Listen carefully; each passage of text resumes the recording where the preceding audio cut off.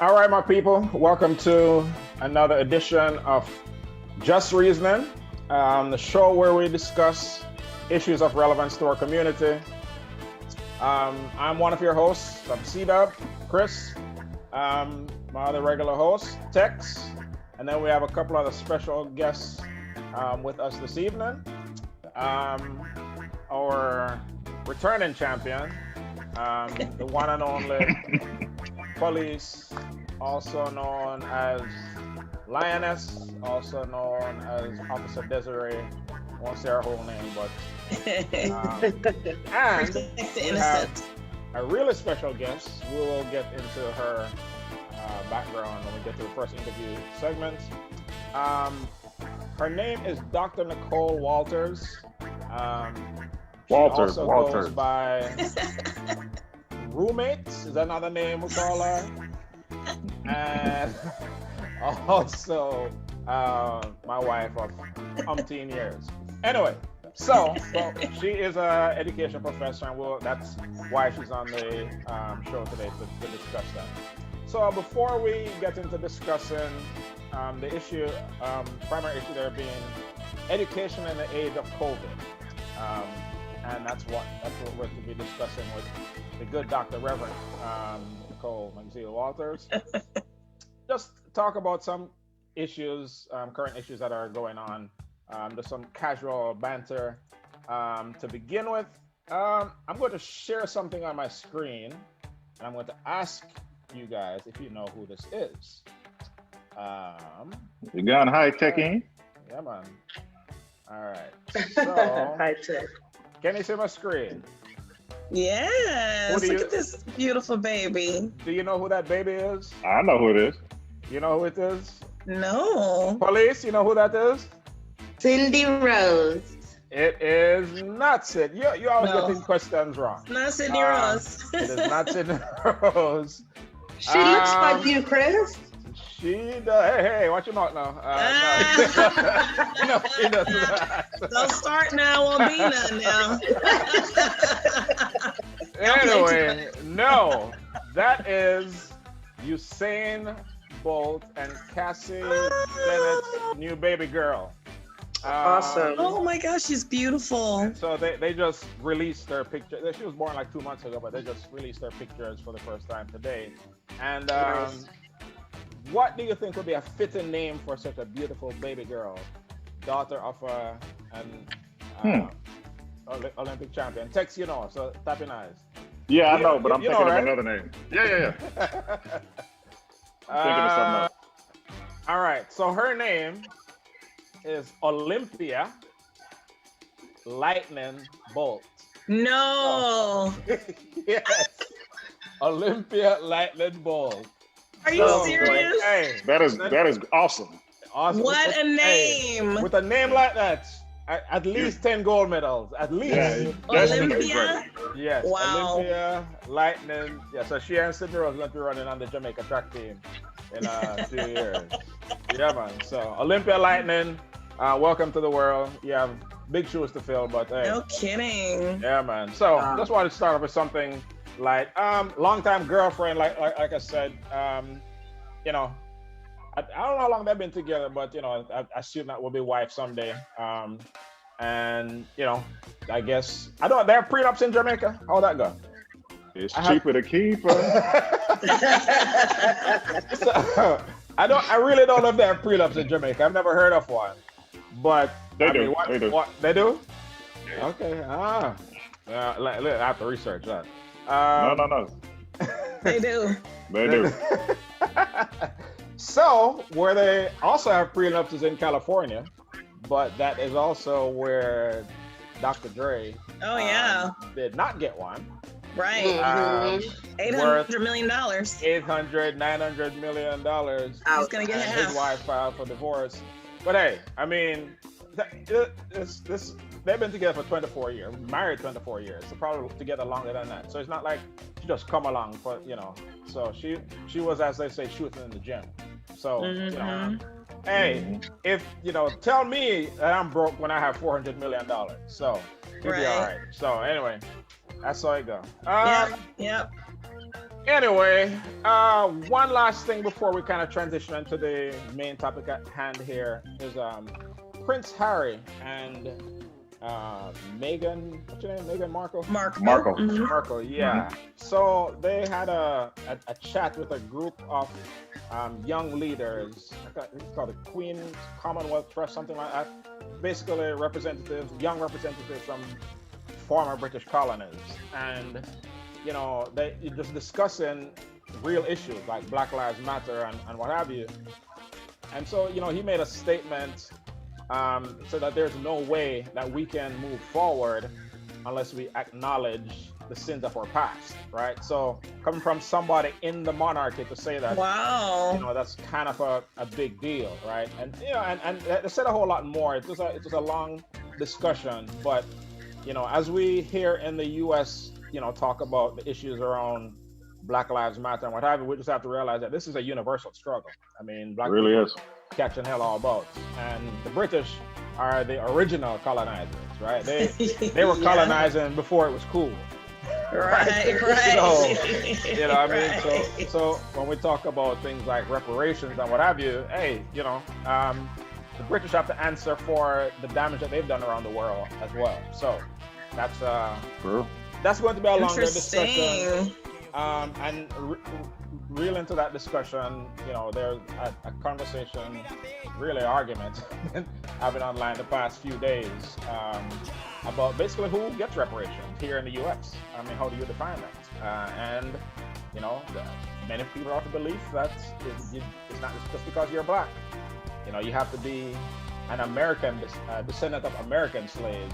And that turned into some long discussion about Caribbean or African, and anyway, that's a longer discussion that I wanted to get into at some point. But just a few introductory topics before we get to the main topic at hand.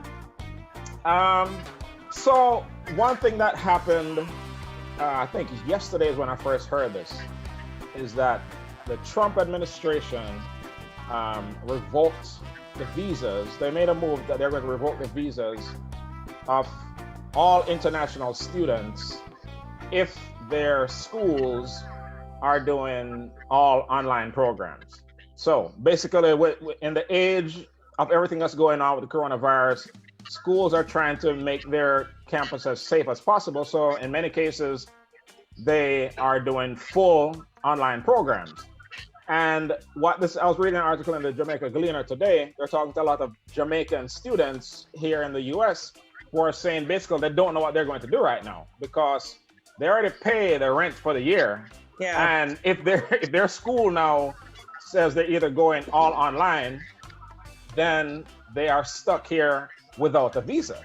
I mean, you just talk about that. That's just cruel, right? For one, it is done to try to pressure the schools to reopen. To reopen.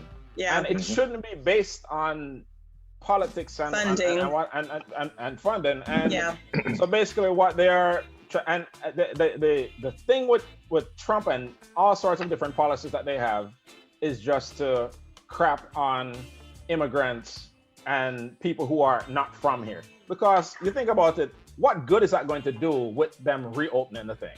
He just wants to say, you know what, here's a vulnerable population that I can screw with. So let me use my power to do that. So so with that, we transition into our interview. Dr. Nicole Walters, as I mentioned, she also goes by the name of my roommate, my wife, and I'll allow her to introduce herself, what she does professionally, and we'll take the discussion from there. All right. Well, thank you. I appreciate being here. Just the reasoning. I'm honored to be here, actually.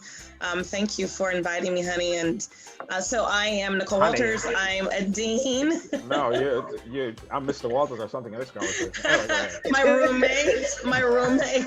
All right. Okay. But I'm the founding dean of our Associate Applied Science program at University of St. Thomas. So I work with cybersecurity, networking technology, electronic technology, and I'm also an educational professor of leadership. So this topic is timely. We actually just had a meeting today about our international students. First of all, what he's doing is illegal. because we know that our M1 and F1 visa students, they do have to have education status, and as long as they're able to have either hybrid or online or hybrid or face-to-face classes, they can remain in the country. So universities like ours are really trying to scramble to ensure that we don't lose our students.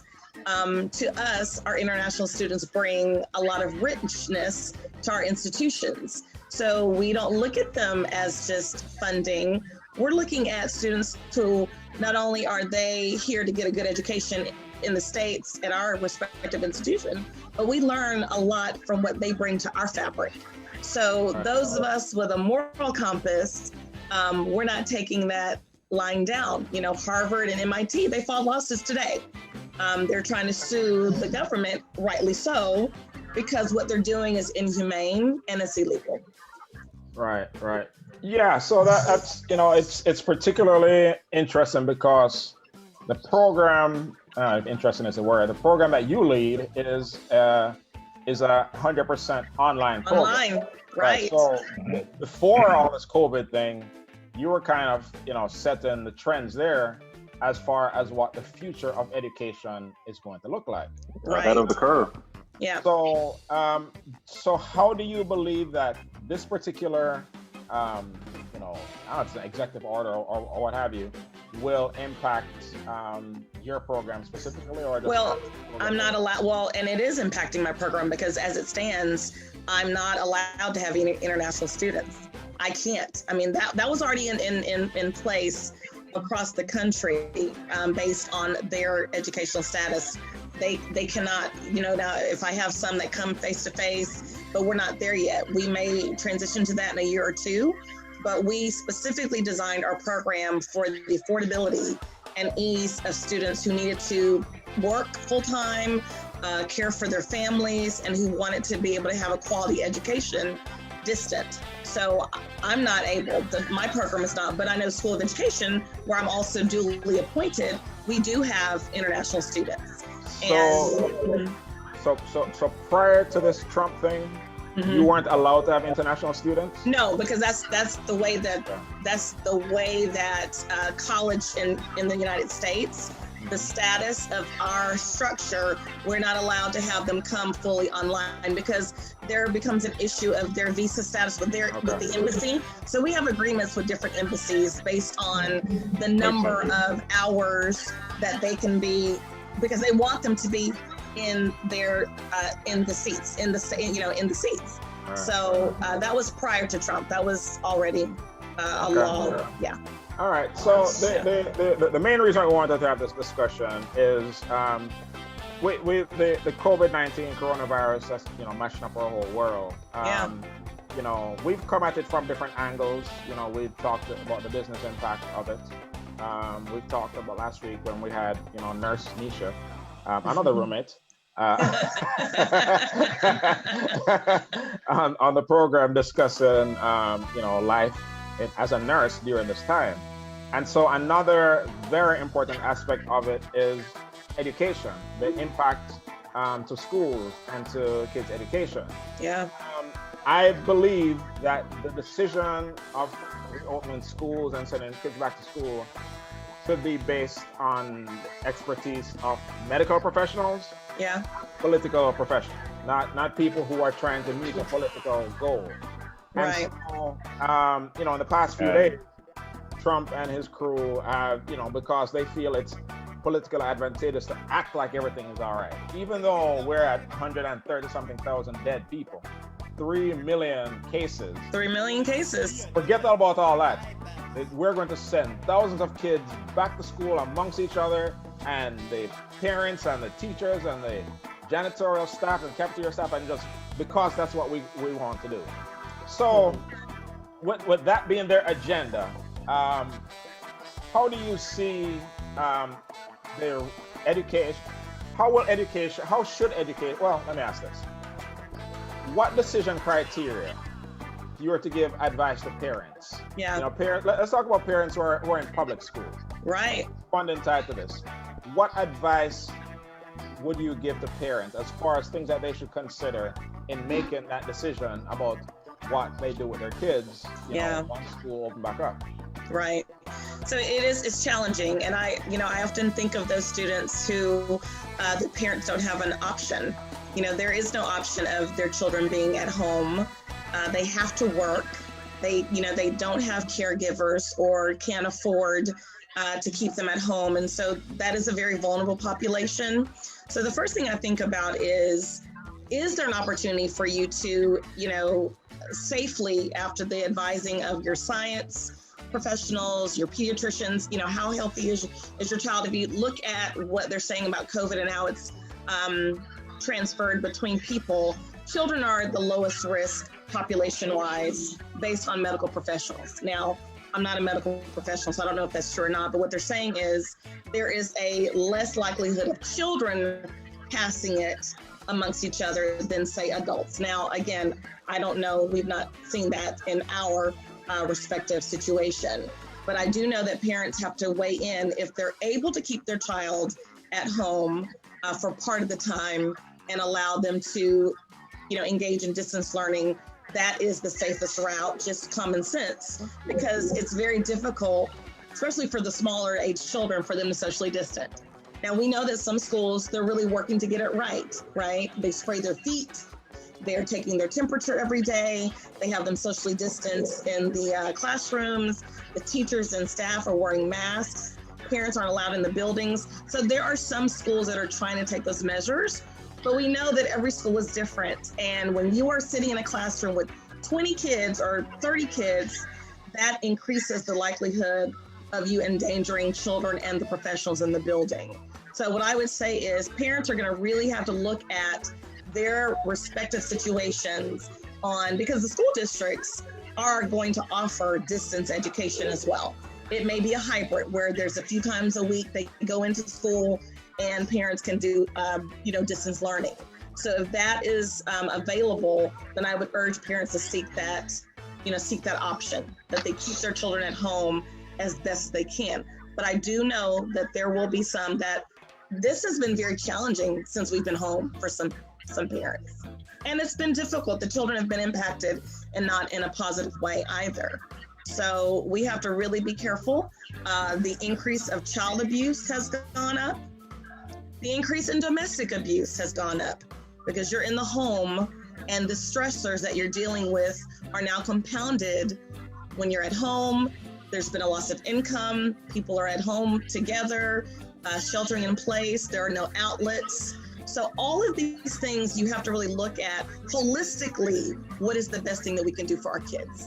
And the word that I've used is holistically. Overall, what is the best option that we can give our children? And we don't have the answers to that. As an educational professional and an expert, we still don't. Every day, we're trying to figure out, based on science and education, what is the balancing act for our kids? All right, I don't want to dominate the conversation. Like it's just me and you talking like we're just here at home. Co-host, aren't y'all? I like to jump in and ask some questions of the good Dr. Reverend Deaconess. No, Reverend. Look at the questions. So, co-host, let me ask this, Dr. Deacon. I'm gonna stop that right now. Duchess. It's kind of catchy. I think we might roll with that. I'll take Duchess. I like Duchess. Duchess.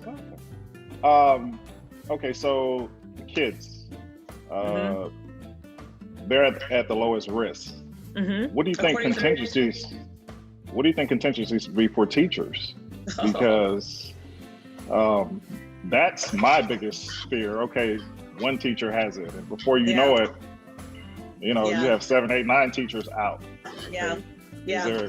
Would there be a backup plan for substitutes to come in, or how would that work? What would you think? That's challenging also because, just like they're testing the children every day, they should be doing that with the teachers as well, where they're taking their temperatures, they're spraying their feet, they're not bringing in items from home. Those same measures that we're doing for the children need to be passed along to the teachers as well. Now, I know in some buildings they have a co-teaching situation where there is a main teacher and maybe an assistant, so that if you need to have some person out, but that brings a whole nother risk, because if there's someone that is contracting, has contracted it, the school really should be shut down, because in that case, you could have the risk spread very quickly. So schools are very mindful of that as well. Matter of fact, it was just reported, I believe, last week. It wasn't a school in Houston, but they had a meeting to plan how to come back to school, and someone had COVID and was asymptomatic and spread it to the team, and so now they're all sick. See, that's my fear right there. You don't look like you have COVID. You're not acting like you have COVID. Right. You have situations where someone, the adverse to that is if you have a cough, oh my gosh, you better go get tested. And in Houston alone, Harris County, we are bursting at the seams of people who need to be tested and, who are still waiting on results. So it's those types of things that, we're trying to do. No. I have a visitor in here. I know who that is.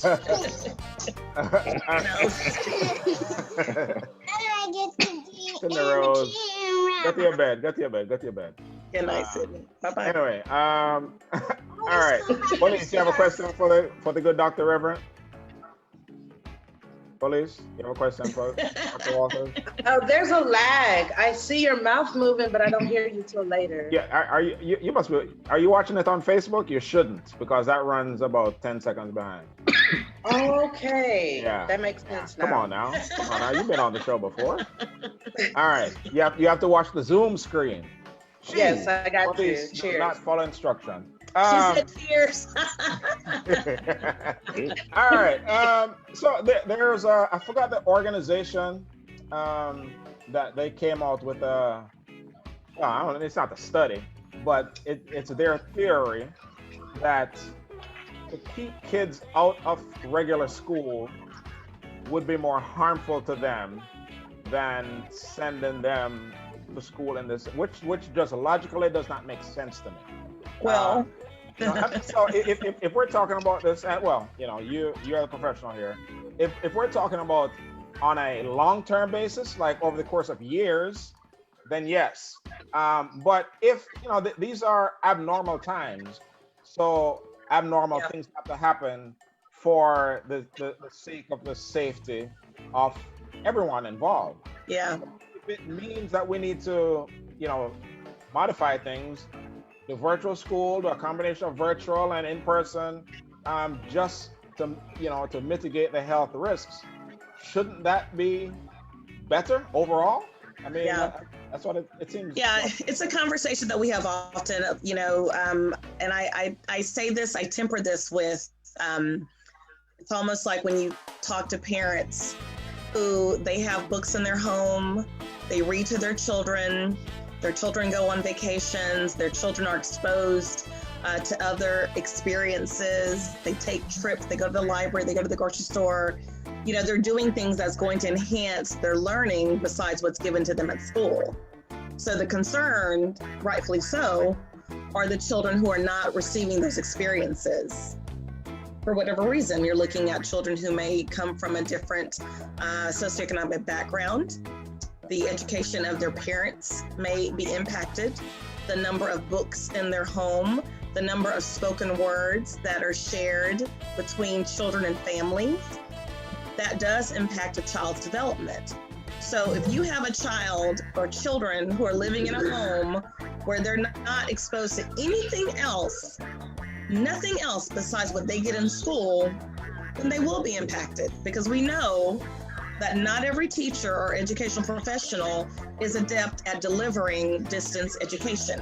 It is very difficult when you are trying to deliver quality instruction in a distance learning environment, because first of all, some people just don't have the technology capability. They're not comfortable in front of the camera.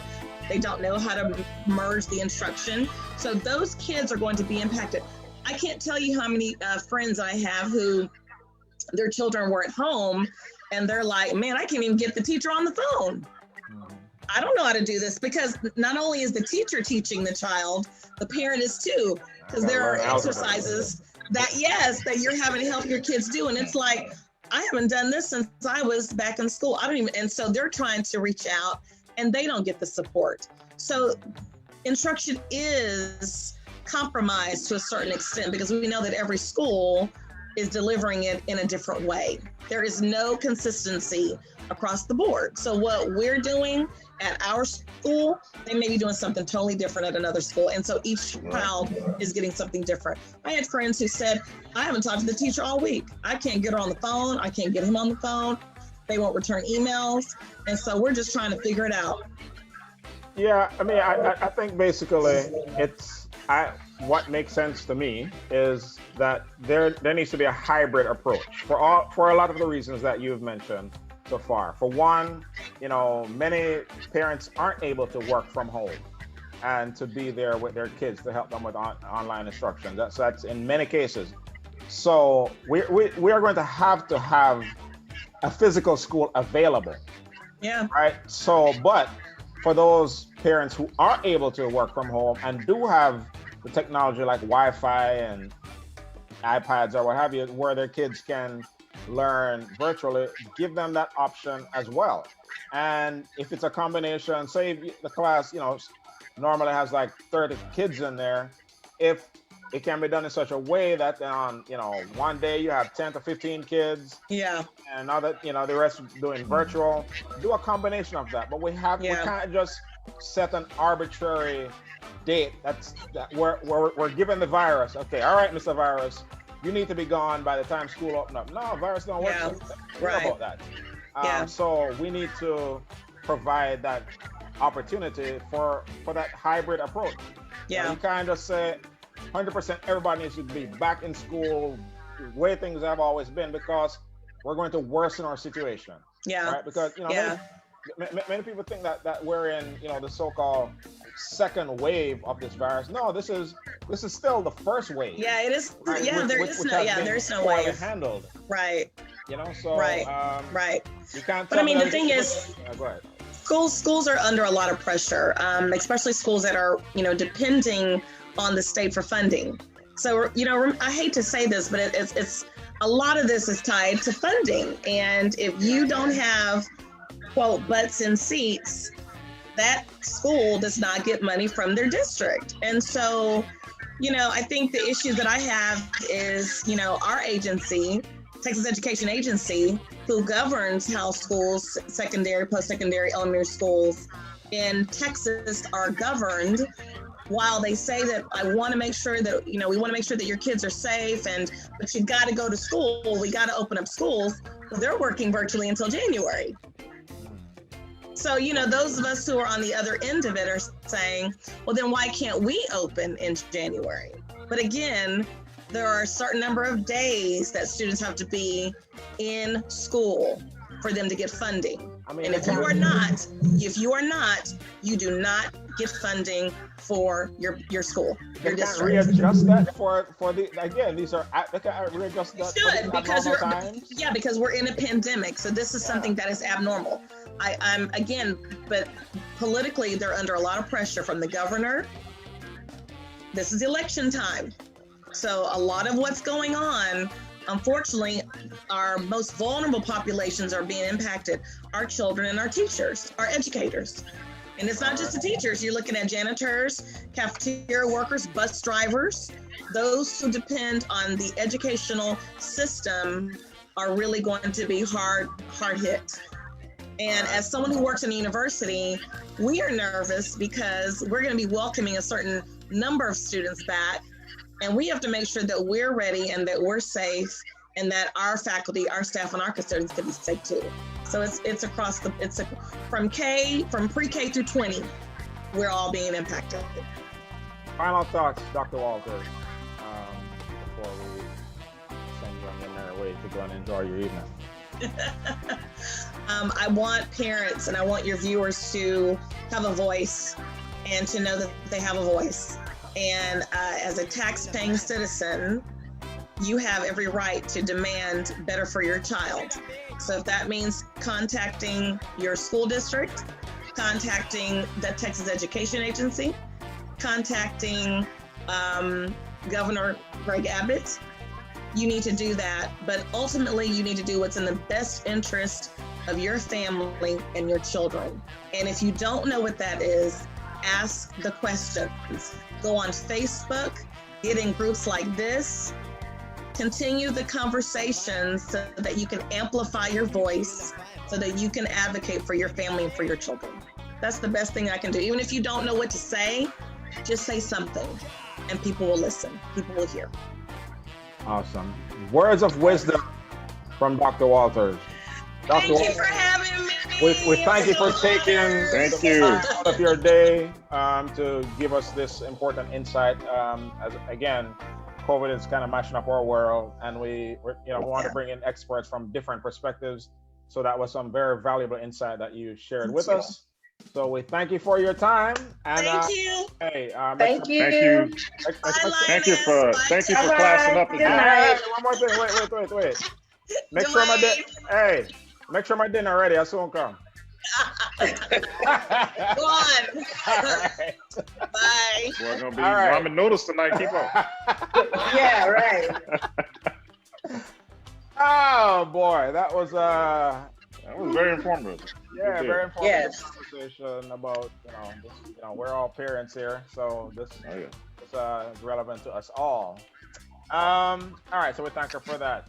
So now we're going to talk about a few topics. We'll go in order like we normally do. The first thing that I want to bring up is this platform that we're now broadcasting on, Facebook. Right? Facebook is a very, very powerful platform where Facebook has billions of users. I don't know the exact number, but they have billions of users. And so with that, there comes a lot of responsibility for managing content that is posted on there, because it's really easy to spread a bunch of misinformation and hate, and but Facebook's attitude all along has been, hey, we're just a platform, hey, we're not responsible for what people post on our site. That may have made sense when there were only a few thousand people on Facebook, but now you can have a really big impact. And so as a result of that, there are a few organizations, NAACP, the Anti-Defamation League, and a few other organizations. They started a hashtag Stop Hate for Profit campaign. And the idea behind this is that there are a lot of companies that are unknowingly sponsoring hate speech. So you have a lot of like white supremacist groups and neo-Nazis who are putting content on Facebook. Facebook doesn't take it down, it stays up there, and then your ad as Mr. Pepsi or Mr. McDonald's is sitting there right next to a very inflammatory ad. Now I'll show some of those in a second, right after we start the discussion. So as a result of this campaign, where these NAACP and these other organizations, they've gotten many businesses to basically start an ad boycott to stop. Facebook generates about $70 billion in revenue every year, and 99% of that comes from advertising.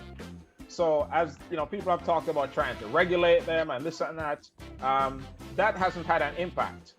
But what will have an impact is dollars. So they've had a lot of companies, like I think last check, about close to 800 advertisers have either paused or stopped advertising on Facebook altogether. I mean, big companies like Coke, like Hershey, like Walgreens, Best Buy, Ford. But out of that 800, Facebook has like 8 million advertisers. But it's still, so far they're projecting that they're going to lose about $7 billion. So it's significant what they're losing. So that's the background of this topic. So my question is, what responsibility does a social media platform like Facebook, like Twitter, like Instagram, what responsibility do they have in the content that is posted on their site? Can they just be hands off and say, hey, we're just the medium and it's up to the individuals? So what responsibility do they have in making sure that they have a safe environment that doesn't promote hate and misinformation? So, in my opinion, you got to be real careful when you talk about stuff like that, because the moment you allow someone to come in and start saying, oh, you can't say this and you can't say that, now you're in violation of my constitutional right, freedom of speech, right? And so you don't want to open that can of worms. But then at the same time, you have Facebook that'll say, okay, this is inappropriate, but then they let certain other things slip through the cracks. So it's a matter of perspective. What deems inappropriate to one person is not inappropriate to someone else. So how do you filter out those things? That's going to be the question. Because I get flagged all the time. I just got out of Facebook jail I'm sure you the do. other day. I just got out of Facebook jail. Popo, stay in jail. What is that? And I'm like, bro, what did I do? But somebody is just sensitive. Like, let me live already. It was me. I reported you. But no, really, I don't know. What do you think, Tex? I mean, I think they definitely have a responsibility to filter as much content as they can. When you sign up for Facebook, there are certain guidelines that you have to agree to in order to post. And I'm sure, I know 99% of people don't even read the guidelines. Don't read it. Just click, click, click. Yeah. Yeah. So, and that's with most things. But they have to do their due diligence. If you're silent about it, that speaks volumes. And I think that's the going theme right now. I mean, you have to be reactive, and there has to be filtering of it. I mean, Facebook employs, I mean, I couldn't tell you how many people, and they have all these people actually going through content daily. So they definitely have a responsibility there. I mean, like Desiree said, it's hard, and the filter, you know, the freedom of speech thing. Yeah, I can understand that, but I think the most effective policing of Facebook are the users that are on there, because most times that I hear, I've never been flagged for anything. I don't really post that much, but I hear that, or I don't know, y'all can tell me, y'all can tell me if you know if somebody, you know, flagged you for some reason, and then they have to review it, and then they get back to you within a couple of days and give you a judgment or whatever. I don't know how it works. Right. Police, you know all about that. So yeah. Popo, stay in the jailhouse. Yeah, you know. So you mentioned something about. So I think with freedom of speech, you know, I think that sometimes gets misinterpreted, right? So the government, you know, has a responsibility to that they can't, you know, sanction you for, you know, speaking freely based on your First Amendment rights.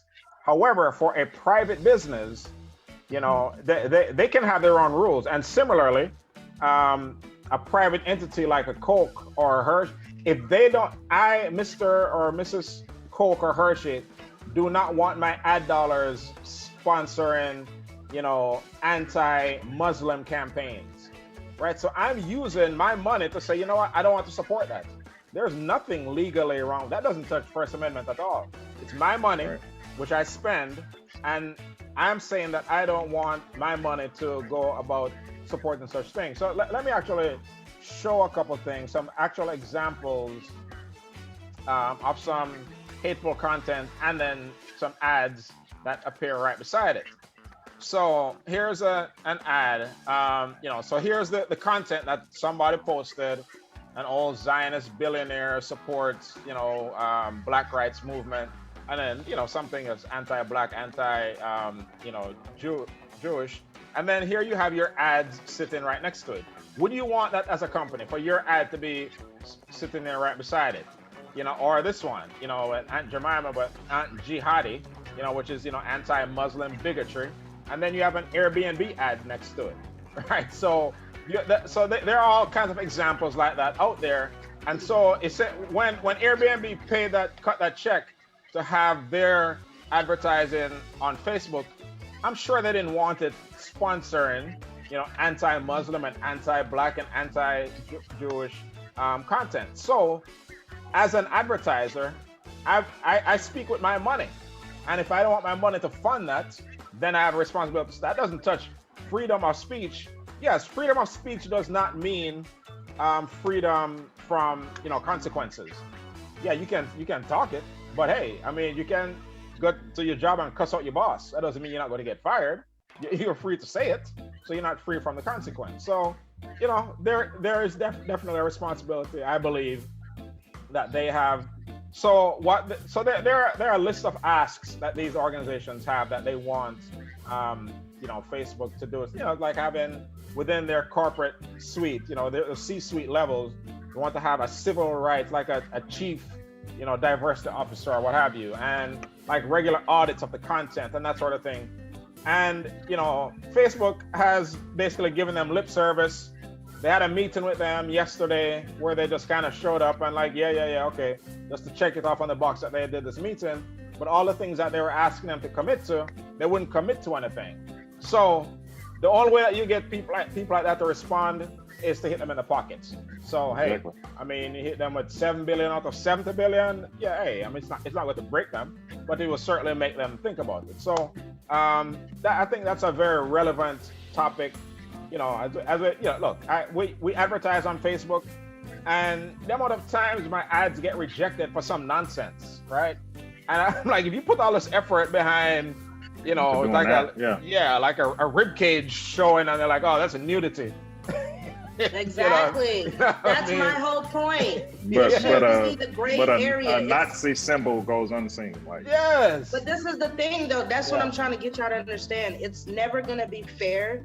It's always going to be that gray area because it's left up to interpretation of the person that's reviewing it. That's going to be the sensitive one to say, oh, that's oh my God, that's nudity.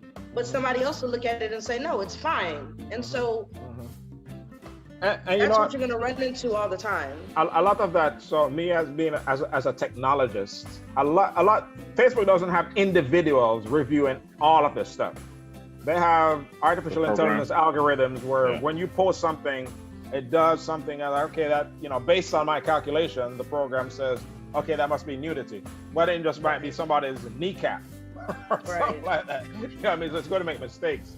I mean? But it's a subject that's relevant for all of us as we are, for one, broadcasting on their platform. So Zuckerberg, don't ban us.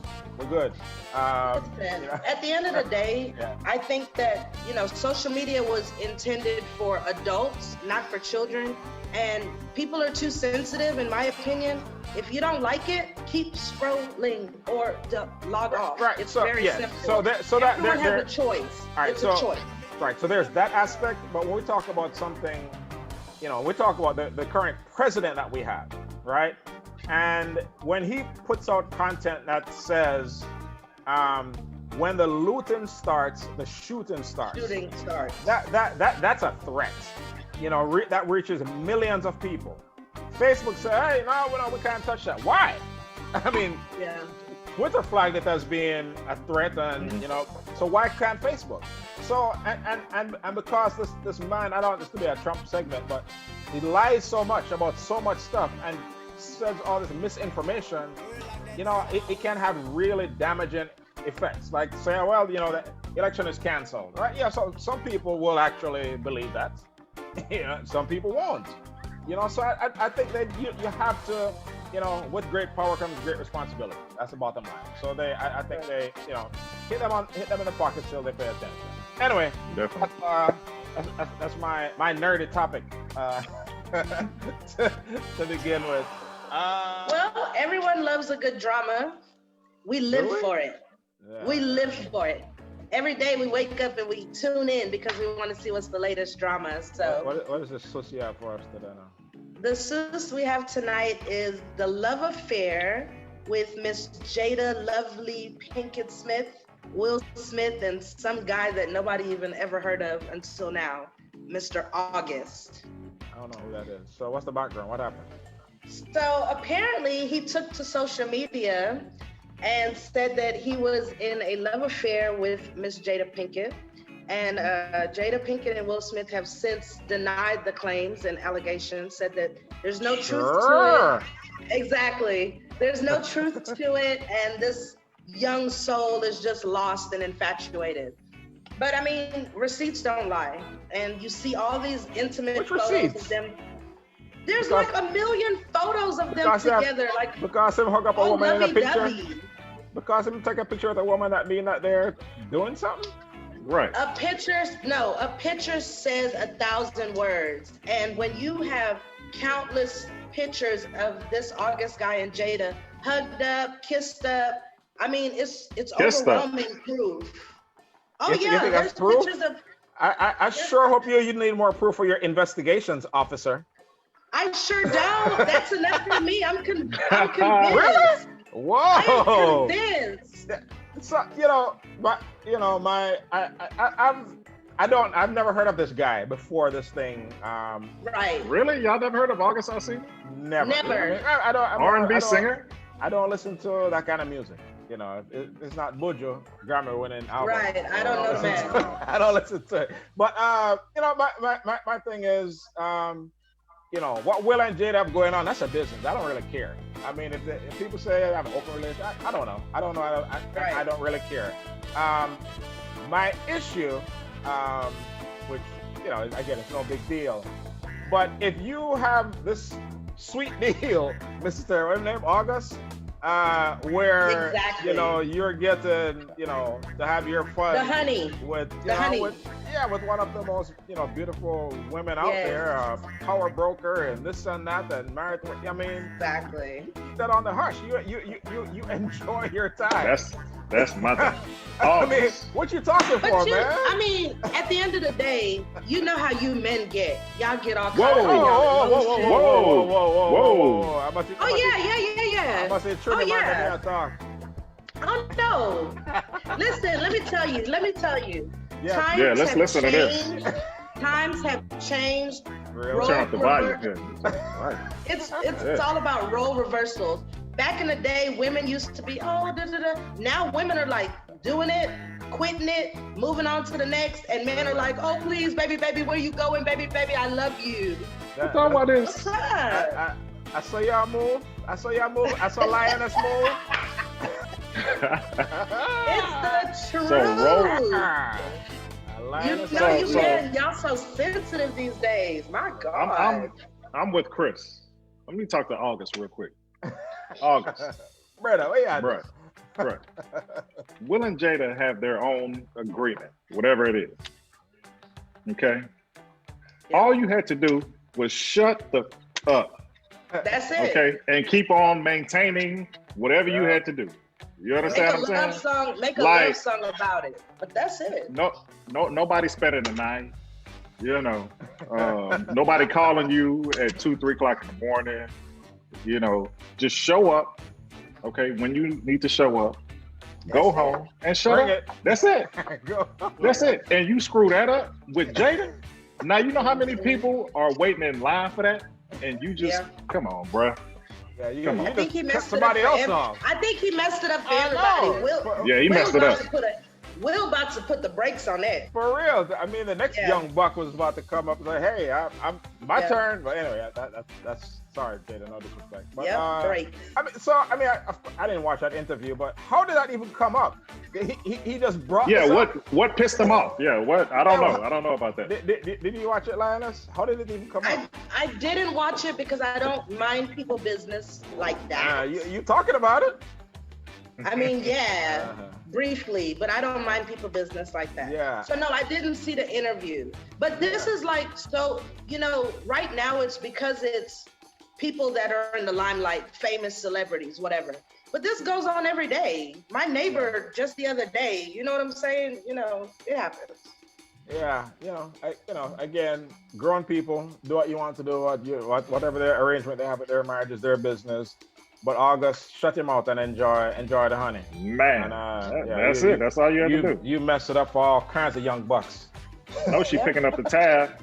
Exactly. Anyway. Listen, that's typical side piece behavior, anyways. That side really? chicks and side men. Tell us more. That's How just it go? how they act. All right, go. Anyway. We won't put you. We won't put any of this business out there.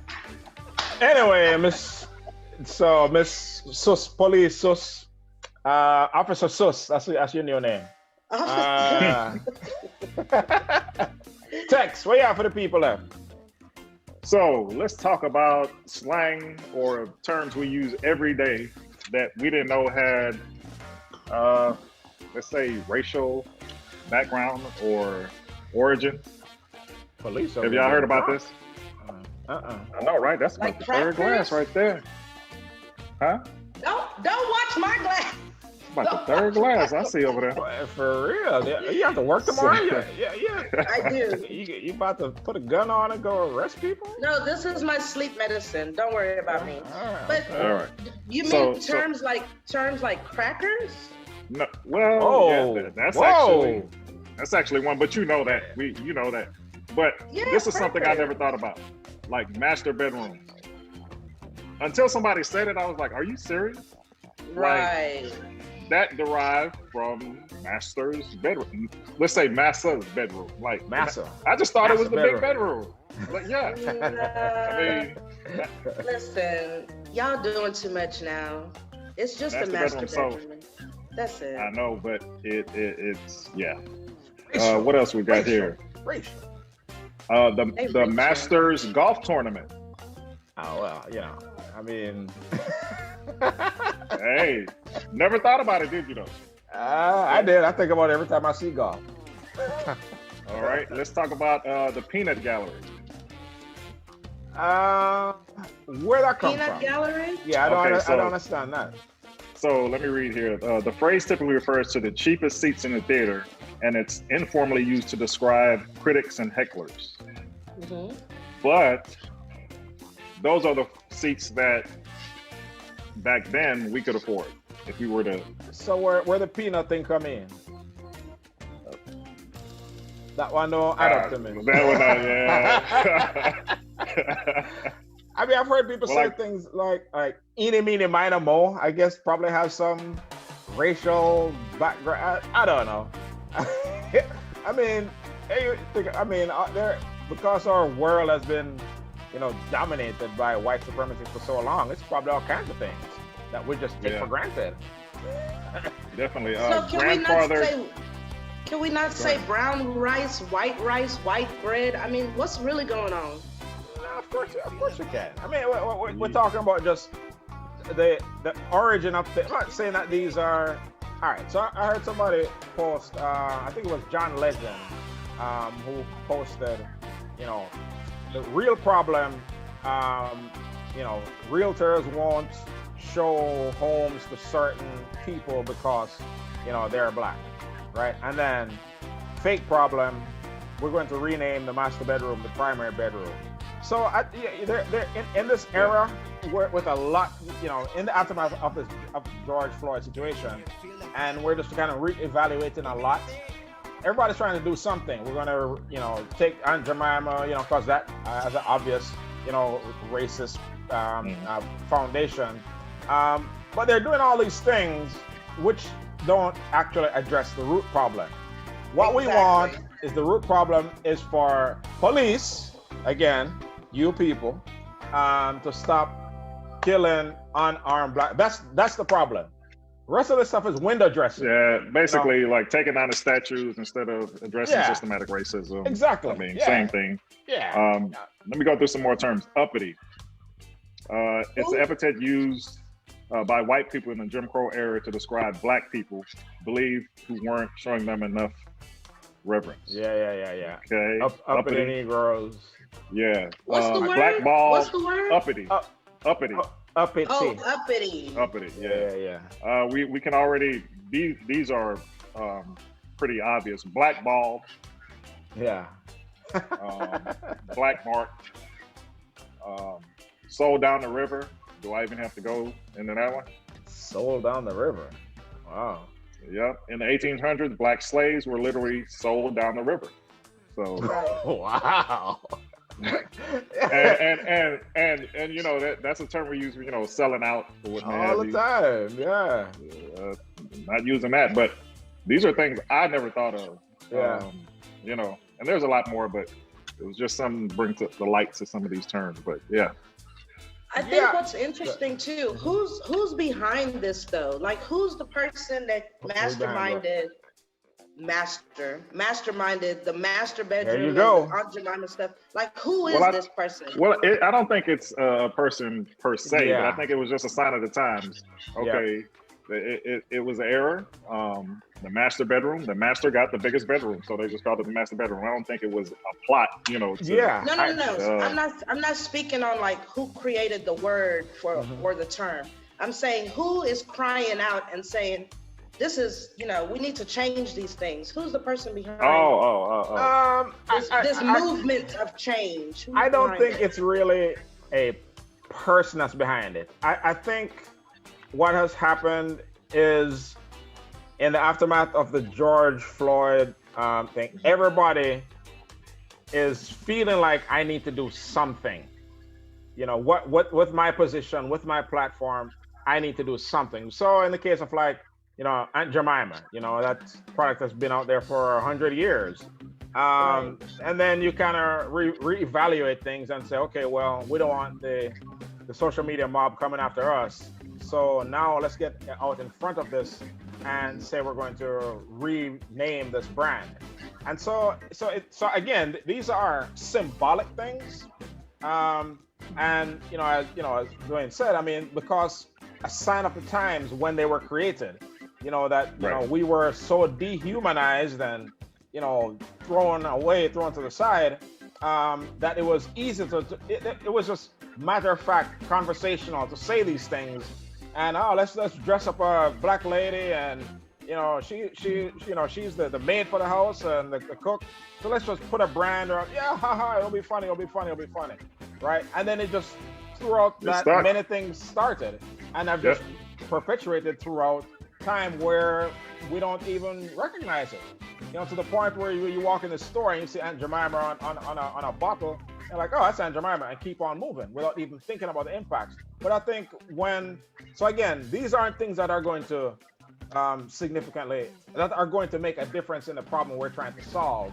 But I think everybody's trying to do their little part to say, hey, I'm conscious, I'm aware, I'm doing this to try and, you know, better society when it comes to race relations. I get it. I get it. Sorry, not to cut you off. I get it, but at some point, it's like it's overkill. Like the white senators that had on the kente cloth. It's like, okay, y'all doing too much. We don't need you to pump the fist. We don't need you to talk in slang. We don't need that. That's not what we're asking for. Yes, but all right. I am sure. I don't know this for a fact, but I hope that it was the idea of one of those black representatives who said, for this occasion, we're going to wear kente cloth. Yes, it looked crazy as hell. And there are memes for days with Nancy Pelosi and all these people with the kente cloth. Yes, that ain't the issue. That's not what we're trying to deal with. We're not saying we need more kente cloth in Congress. But, you know, I mean, hey, you know, people trying to do their part. I'll say this. It's better than people doing nothing. It may be insignificant, like removing the Confederate flag. It's a symbol, right? Now, does removing that aspect of the Confederate flag from Mississippi, the Mississippi state flag, is that going to change race relations in Mississippi? Of course it's not. But it's a symbol, and you know, and so you're making a statement when we're going to change this flag. You know what? This is unacceptable. You know, yeah, we should have done it 50 years ago, but now it's unacceptable. So I guess it's better than people doing nothing, but we have to keep our eye focused. Make the main thing the main thing. We're still to me, it's pacifying. And to me, our people are so used to just taking that bone and saying, okay, this is good enough. I'm satisfied with this. If y'all are mad and y'all are angry and y'all want the right things to be done, stop taking the pacifier, period. So what I'll say is, it is important to keep the focus. It's not a Right. bad thing that they knocking down these Confederate statues and removing the Confederate flag from.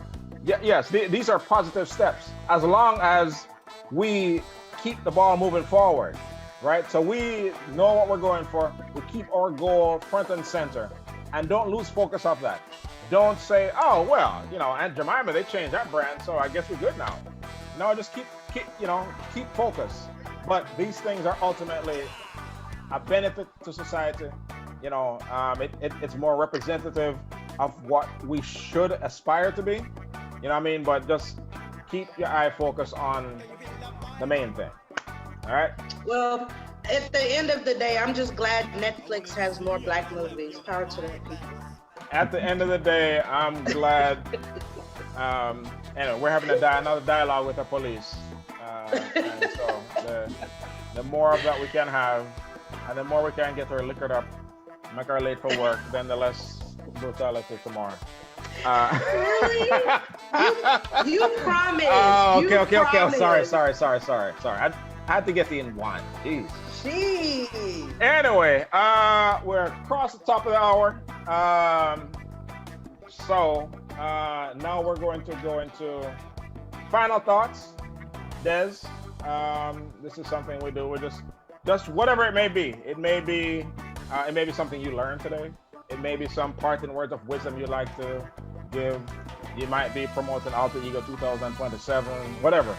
God, please you know don't what I wish mean? that on me. Hey, Really? hey, we don't know how long this is.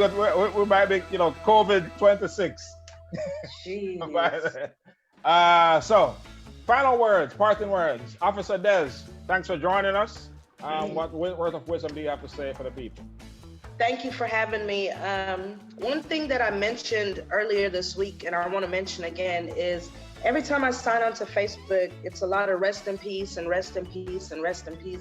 We're losing people like crazy, like whether it be from COVID or it be the alleged suicides of people hanging themselves or the unfortunate shootings in Chicago and New York and Atlanta and wherever. In Houston, shoot. Yeah. I just want to say that I love you guys. Every chance that you get a chance to say I love you to somebody, make sure you do that. Make sure you reach out and check on your people. You know what I'm saying? Just share more love and less hate. If you get a chance to post something positive, try to post something positive and not so much negativity. And those are my parting words. That's most positivity I've ever heard from a police officer, ever in life. Here you go. Thank you, Des. Thank you for the words of wisdom, Des. Mr. Words Tex. of wisdom. I thank you for that. Just to piggyback off of Linus, I mean, some of y'all just need a hug. I mean, seriously. With a mask. Yeah, definitely with masks or a high five. I don't care what it is, but spread the love. I mean, I was reading the other day, Ricky Smiley's daughter was shot in a road rage incident. Now, with all that's going on, who got time for that? Where's the traffic? I mean, I mean, it's just no room for it. And I want to thank Dr. Reverend Walters for coming on and sharing their words of wisdom with us. And to parents, before you send your kids back to school or what may have you, do your due diligence, do your homework, find out what options are available for you. Make sure you're really informed before you take any steps or make any commitments. All right? Love them. Unblock the school. You got to unblock them to get the information. A lot of these parents got the school number blocked. The number blocked, yeah. Why would you block this? Anyway. Yeah, but anyway. All right. I'm going to kind of echo the, elements of thoughts that you both gave. I mean, when you think about it, it said about 130,000 people have died as a result of this COVID-19. That's like from late February, just in a few months. So when you really think about that, that is a lot of funerals. That is a lot of grieving families. People are going through absolute hell right now. Besides keeping the families and loved ones of those affected in your prayers, be safe out there, right? make sure you mask up, make sure you wash your hands, make sure you sanitize, make sure you do all of that. This thing is no joke, you know, right? I mean, for those who believe it's just the elderly, no, that's not true. I hear about perfectly healthy 27-year-olds who up and get it, and the next week they're dead, right? So we just have to be really, really careful in these times. You know, reach out to your loved ones as much as possible. Let them know that they are loved, like, you know, as often as you can. And also to echo what Tex was saying, this, when it comes back to reopening our schools, you know, the ultimate thing that matters is the health and safety of our children, right? It's not about any politicians, political calendar, and what have you. None of funding. That matters. Funding, you know, look, you do what is best. Do your due diligence. Do your research. Ask the questions that need to be asked, and make sure that the environment is safe for your children. I thank everyone for tuning in to this another edition of Just Reasoning, Wednesdays at 9 here on Facebook Live. And the purpose of this platform is to amplify our voice, or the voice of our community. That's our Caribbean community, our Black community, issues that are of relevance to us. This forum is to have those sorts of discussions. So we thank the good Dr. Reverend Nicole Walters for joining us. I hope she had my dinner ready. I'll go and check it out, man. Ramen noodles. Raymond. So, for everyone who tuned in, join us next week. JustReasoning.com. You can see all the clips from the last 5 episodes. 6 episodes. You sure? Anyway, JustReasoning.com. Check it out. Like it, share it, tell somebody. We want to take this platform, you know, to the highest level. So it will come as a result of your support. So we can do our thing and talk all we want to talk. We need your support. So thank you for tuning in. Until next time, big up, love on them.